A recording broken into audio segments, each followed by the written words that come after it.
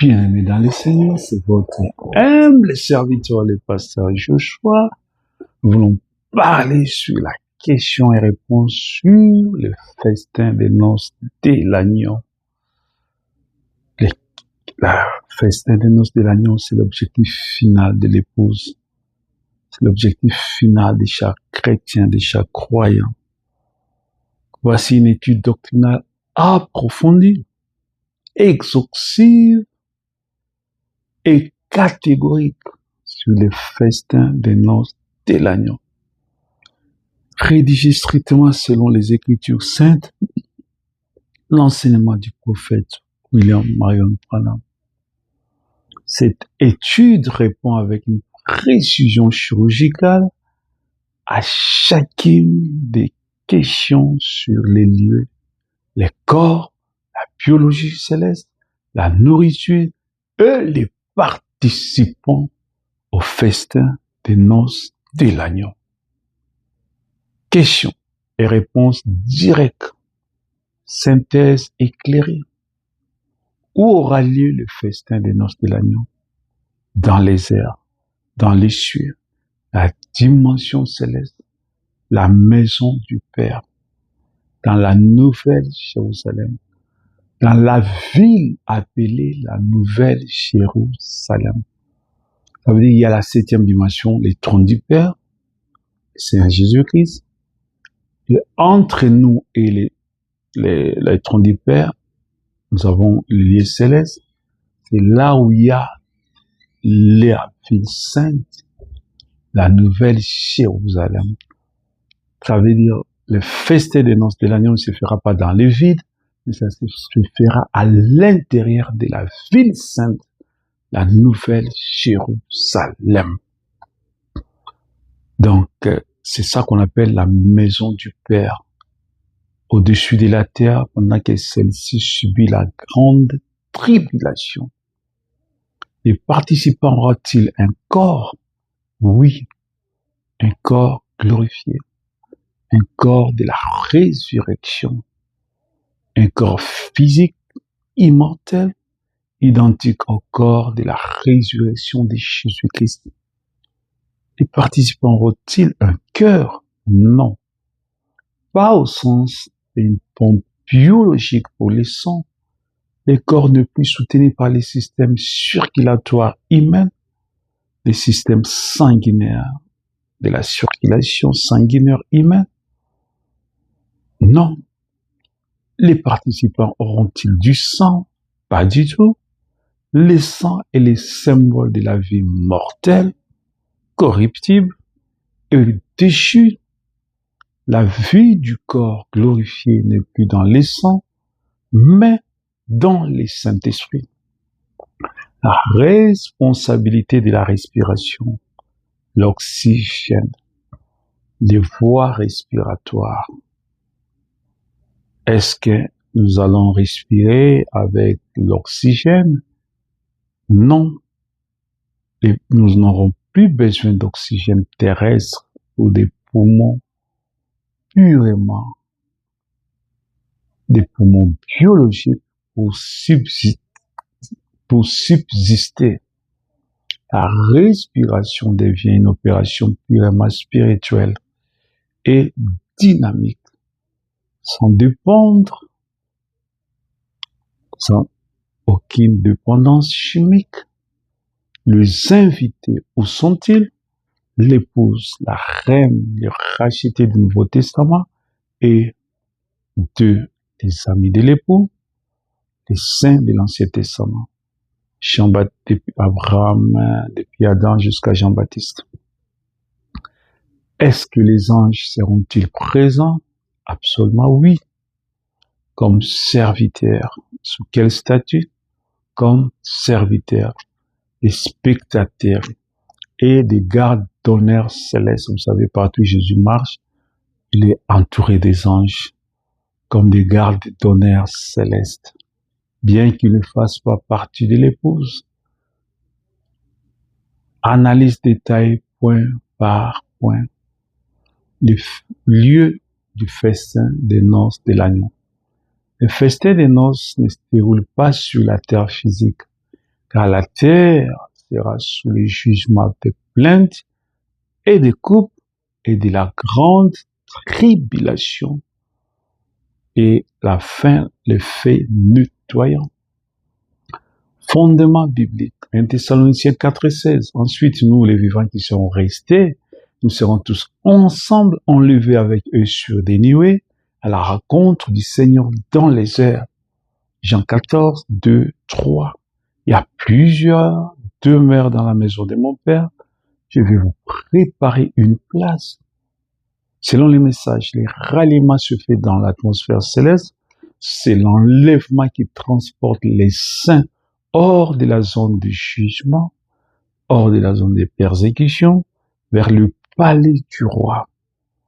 L'enlèvement aura lieu et l'épouse sera prise et emportée dans les cieux pour célébrer les festins des noces de l'agneau pendant 3 ans et demi, pendant que la terre traversera les horreurs de la persécution, de la grande tribulation, tirée de la prédication 70 semaines de Daniel de 1961. Le corps glorifié aura un cœur, du sang, la respiration et organes. C'est ici qu'il repose l'une des révélations les plus profondes, vraiment sur la physiologie de la résurrection. Pas de sang. Le corps glorifié n'a pas de sang, mais il a la vie et de l'esprit. C'est le Saint-Esprit qui lui donne la vie. Dans la chair humaine, la vie de la chair est dans les sangs, selon Lévitique 17, 11. Cependant, la chair et les sangs ne peuvent hériter du royaume des cieux. C'est dans 1 Corinthiens 15, 50. Quand Jésus-Christ est ressuscité, il a dit, « Voyez mes mains et mes pieds, mon esprit n'a ni chair ni os. » Comme vous voyez que je, selon Luc 24, 39, remarquez qu'il a dit chair et os, il n'a pas dit sang. Son sang avait été versé à la croix. Dans le corps glorifié, le Saint-Esprit remplace le sang comme fluide vital. Le corps est composé, le corps glorifié est composé de chair et d'os glorifiés, vivifiés directement par la puissance du Saint-Esprit, la puissance de la vie éternelle. Donc, dans la résurrection, vous n'aurez plus une seule goutte de sang en vous. Le sang est la vie de la chair mortelle, corrompue par les péchés. Le corps glorifié, le corps de la résurrection, n'a pas besoin de sang parce qu'il est fait de chair et d'os. Et le Saint-Esprit est la vie de ce corps. La résurrection de Jésus de 1956. Le cœur tiré de cette prédication. Donc, le cœur, la respiration et l'oxygène. Le corps glorifié aura un cœur. Dans le corps humain, le cœur est une pompe destinée à propulser les sangs oxygénés. Par contre, son sang, le sang dans les artères du corps glorifié, le cœur biologique perd sa fonction organique. Parce que il n'y aura pas les sangs des corps glorifiés, donc le cœur n'a pas sa place. Ça veut dire, le corps glorifié n'a pas de cœur. Parce que le cœur, c'est une pompe à pomper. C'est juste une pompe à pomper les sangs, à propulser les sangs oxygénés. Et comme il n'y aura plus du sang oxygéné, il n'y aura plus de cœur, il n'y aura plus de pompe de propulsion. Alors, l'oxygène et la respiration, ça veut dire les poumons. Le corps de la résurrection ne dépend plus des combustions chimiques de l'oxygène de l'atmosphère terrestre. Il ne souffre plus d'asphyxie, de fatigue ou de manque d'air ou de manque d'oxygène. Parce que c'est un corps glorifié, selon 1 Corinthiens 15, 40. C'est un corps immortel. C'est un corps qui ne connaît pas de corruption, un corps incorruptible qui est affranchi de toute loi gravitationnelle et biologique terrestre. Vous ne respirerez plus de cet air pollué, car vous n'aurez plus de poumons qui s'épuisent ou de cœur qui flanche, car vous aurez un corps théophanique, glorifié, immortel, parfait. Donc nous aurons un corps théophanique, nous aurons un corps glorifié, un corps immortel, un corps parfait, semblable à son corps glorifié, semblable au corps de Jésus-Christ, au corps ressuscité du Seigneur Jésus-Christ, tiré de la prédication enlèvement de 1965.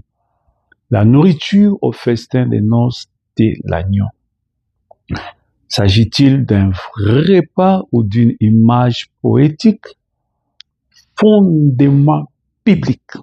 Selon Apocalypse 19, 9. Heureux ceux qui sont appelés au festin des noces de l'agneau. Selon Luc 22, 18. Je ne boirai plus désormais du fruit de la vigne jusqu'à ce que le royaume de Dieu soit venu. Analyse du message. Décrispation selon le message. Jésus dans son corps de résurrection, son corps n'avait pas du sang.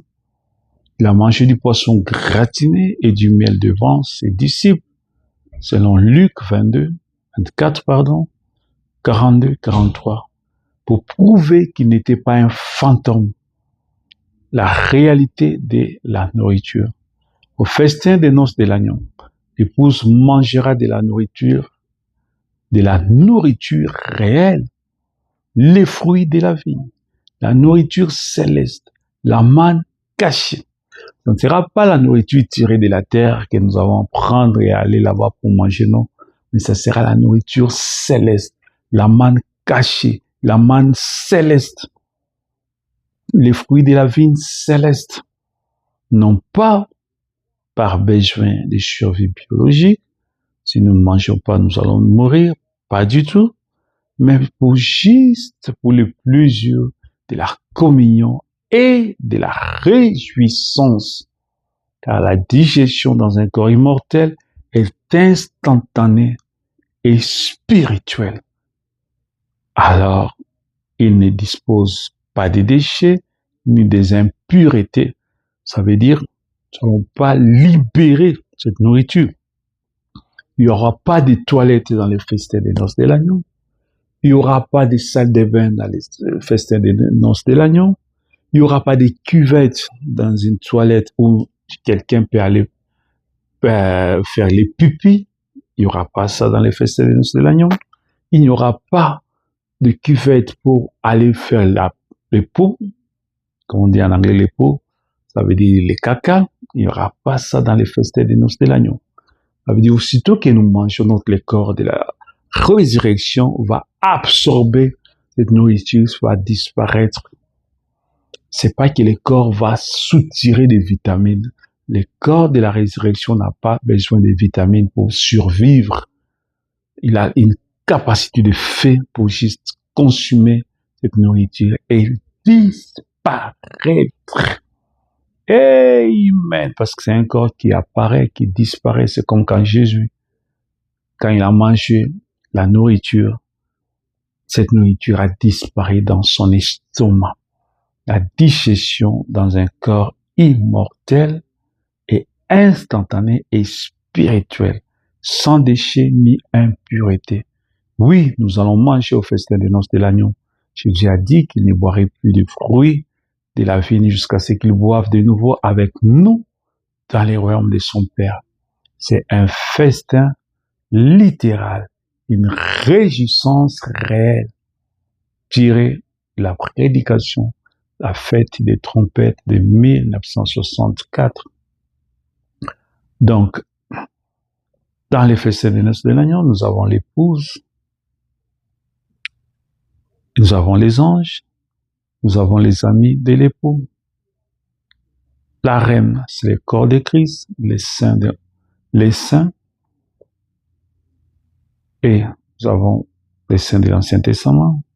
Ils seront comme les spectateurs, les serviteurs, les rachetés des étages de l'Église vont former l'épouse. Ça veut dire que l'épouse est formée des rachetés des étages de l'Église et les saints vivants sur la terre. Nous avons les saints de l'Ancien Testament qui sont les amis de l'époux. Ils sont des spectateurs, ils sont des invités d'honneur, ils sont des serviteurs. Donc depuis Adam jusqu'à Jean-Baptiste. Et puis il y aura les anges. Amen. Donc l'épouse et les amis de l'époux. L'épouse, c'est l'Église du Nouveau Testament, le racheté né de nouveau par le message de leur âge, depuis Paul jusqu'à Malachie 4. Elle ne participe pas au festin comme une simple invitée. C'est sa noce. Ils font partie de l'épouse. Par contre, les amis de l'époux, ce sont les saints de l'Ancien Testament, depuis Adam jusqu'à Jean-Baptiste, passé par Abraham, Moïse, Élie, David et consorts. Ils sont les convives honorables assis à la table du roi. Ce sont les amis de l'époux. Les anges seront-ils présents? Absolument oui. Les anges seront là, mais avec un statut bien précis. Les anges n'ont jamais été rachetés par le sang de l'agneau. Ils n'ont jamais été perdus. Ils ne vont pas manger parce qu'ils ne sont pas dans un corps glorifié. Ils sont dans un corps Saint-Esprit qui ne mange pas. C'est nous qui allons manger et ils sont dans un corps qui ne mange pas. Les anges n'en mangent pas. Les anges ne boivent jamais. Ils ne vont pas manger la nourriture parce qu'ils sont les gardes du corps, la protection. Ils sont les cortèges de l'époux. Partout où Jésus-Christ et les anges de Dieu sont là. Donc les anges seront là avec un statut bien précis. Les anges n'ont jamais été rachetés par le sang de l'agneau. Ils n'ont jamais été perdus. Par conséquent, ils ne cantaront pas le chant de la rédemption. Ils ne vont pas chanter. Cantarer veut dire les chanter. Ils ne vont pas chanter le louange de l'adoration, de la rédemption. Pas du tout. Mesdames et Seigneurs, nous continuons avec questions-réponses sur le festin de noces de l'agneau. Nous sommes en train de dire que le festin de noces de l'agneau sera constitué de l'épouse, qui sont les saints du Nouveau Testament. La première partie composée les saints du septage de l'Église et les saints vivants qui ne vont pas passer par la mort, qui seront translatés, qui seront muets, qui vont entrer, qui vont constituer l'épouse avec les saints depuis Paul jusqu'à William Branham. Tous les saints qui ont vécu pendant cette période, qui ont réussi depuis la Pentecôte jusqu'à le 7e messager de Malachie 4, ils vont former l'épouse, l'Église du Nouveau Testament, les rachetés nés de nouveau par le message de leur âge, depuis Paul jusqu'à Malachie 4. Ils ne participent pas au festin comme une simple invité, car c'est la noce de l'épouse. Ils sont l'épouse, c'est sa noce. Deuxième catégorie, ce sont les amis de l'époux. Ce sont les saints de l'Ancien Testament, Abraham, Moïse, Élie, David. Donc, les saints de l'Ancien Testament, c'est depuis Adam jusqu'à Jean-Baptiste. Ce sont les saints de l'Ancien Testament. Ils sont les convives honorables assis à la table du roi. Ce sont les invités d'honneur de l'époux d'une manière simple. Ils sont les invités d'honneur. Ils sont les amis de l'époux. Troisième catégorie, nous avons les anges. Seront-ils présents? Oui. Les anges seront là, mais avec un statut bien précis. Les anges n'ont jamais été rachetés par le sang de l'agneau. Ils n'ont jamais été perdus. Par conséquent, ils ne cantaront pas les chants. Ils ne vont pas chanter, cantarer, ça veut dire les cantiques, chanter les cantiques d'adoration, les chants de la rédemption. Ils n'assisteront au banquet en tant que serviteurs célestes, gardes royaux et spectateurs admiratifs de la grâce de Dieu envers l'homme. Les anges se tiendront tout autour de la table, la tête inclinée, écoutant l'épouse chanter les cantiques de la rédemption. car les anges ne peuvent pas chanter ce chant, car ils n'ont jamais été perdus ni rachetés. C'est les privilèges exclusifs de l'épouse, dirait la prédication Les Signes de 1964. Les anges ne mangent pas parce qu'ils seront dans un corps spirituel, dans un corps esprit. Ils ne seront pas dans un corps glorifié, mais ils seront dans un corps théophanique, mais un corps spirituel, du pur théophanie.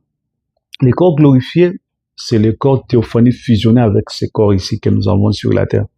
Par contre, les corps théophanie uniquement ne mangent pas. C'est le corps Saint-Esprit, c'est la personne même du Saint-Esprit. C'est un corps qui ne mange pas, c'est un corps qui ne boit pas, c'est un corps qui ne respire pas, c'est un corps qui n'a pas de sang, c'est un corps qui n'a pas d'estomac, c'est un corps qui n'a pas de cœur, c'est un corps qui n'a pas de poumons, c'est un corps qui n'a pas de cerveau. C'est la personne même du Saint-Esprit. C'est la personnification du Saint-Esprit. C'est l'essence même du Saint-Esprit. Vous voyez, c'est comme le feu forme un corps. Le feu de Dieu qui forme un corps, si je dois donner un exemple comme ça. Donc, ils ne vont pas manger, ils ne vont pas boire. C'est un corps qui ne boit pas, c'est un corps qui ne mange pas. Là où les saints du Nouveau Testament sont, ils ne mangent pas, ils ne boivent pas. Et même les anges au ciel ne mangent pas, ils ne boivent pas, ils ne se fatiguent pas. Donc, les anges seront là, ils seront avec un statut bien précis. Amen. Ils ne vont pas chanter, mais ils seront là. L'atmosphère du festin. L'atmosphère du festin des noces de l'agneau se caractérise par la paix absolue et l'amour parfait. Aucune crainte du péché. Aucune crainte du temps de la vieillesse. Vous dites Satan, parce que Satan est chassé. Il n'arrive pas là-bas. La gloire de la théophanie, une lumière pure provenant du trône de Dieu. Pas besoin du soleil, pas besoin de la lune. Après 21-23, la joie inexprimable. Cette joie inexprimable, la consommation de l'union éternelle entre les créateurs, Jésus-Christ, l'agneau de Dieu, et sa création rachetée l'épouse, qui est son corps. Le tableau récapitulatif, comparaison biologique et spirituelle. Donc, l'air vie, la terre physique, air, les cieux, dimension céleste, le fluide vital, les sangs, selon Lévitique 17.1, le Saint-Esprit sans les sangs. Organe moteur, le cœur, il y a une pompe cardiaque, le corps n'a pas besoin d'une pompe cardiaque, le cœur, le corps glorifié. Donc, nous sommes l'Esprit de Dieu, rempli de l'Esprit de Dieu, la dynamique divine, la respiration par oxygène, par les poumons, substance spirituelle. Nous aurons la subsistance spirituelle immortelle, la composition des chairs et des sangs et des os, la chair et les sangs des os glorifiés, pas des sangs. Inaltérable, la nourriture nécessaire pour la survie, pas question. La nourriture sera là juste pour une communion de la réjouissance. Et la statue de l'épouse au combat, la statue de l'épouse assise sur le trône avec l'époux. Donc, les festins des noces de l'agneau. Question impossible, les festins des noces de l'agneau s'arrêtent là. Que Dieu vous bénisse richement.